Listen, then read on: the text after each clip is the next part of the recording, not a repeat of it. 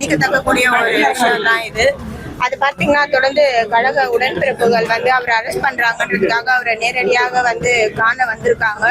அப்படி பார்க்க வந்த கழக தொண்டர்களை வந்து போலீசார் வந்து கடும் லட்டி சார்ஜஸ் எடுத்துட்டு இருக்காங்க. ஸோ அதுல வந்து இன்னைக்கு 2 பேர் வந்து ரொம்ப அடிபட்டு, ஒருத்தருக்கு மூக்குல வந்து ஃப்ராக்சர் ஆயிருக்கு, ஒருத்தருக்கு வந்து உடம்பு ஃபுல்லாவே பிளட் கிளாட் ஆயிருக்கு. இப்படி கழக உடன்பிறப்புகள், கட்சிக்காக உழைத்தவர்கள், பொதுமக்கள் இப்படி எதுவுமே இல்லாம லட்டி சார்ஜ் எடுக்கக்கூடிய அளவுக்கு இங்க என்ன தீவிரவாதம் பண்ணாங்களா இல்ல வேற ஏதாவது பண்ணாங்களா?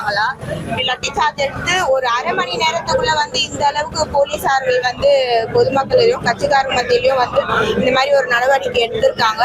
முற்றிலுமாக இது வந்து அராஜக அரசியலாக தான் வந்து பார்க்கப்படுகிறது.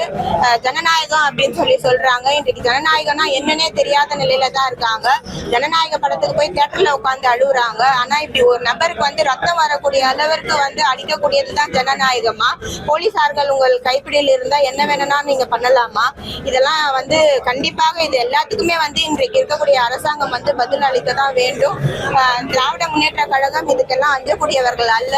லீகலா என்ன ப்ரொசீடிங்ஸ் பண்ண முடியுமோ அதன் வகையில அனைத்துமே நடவடிக்கை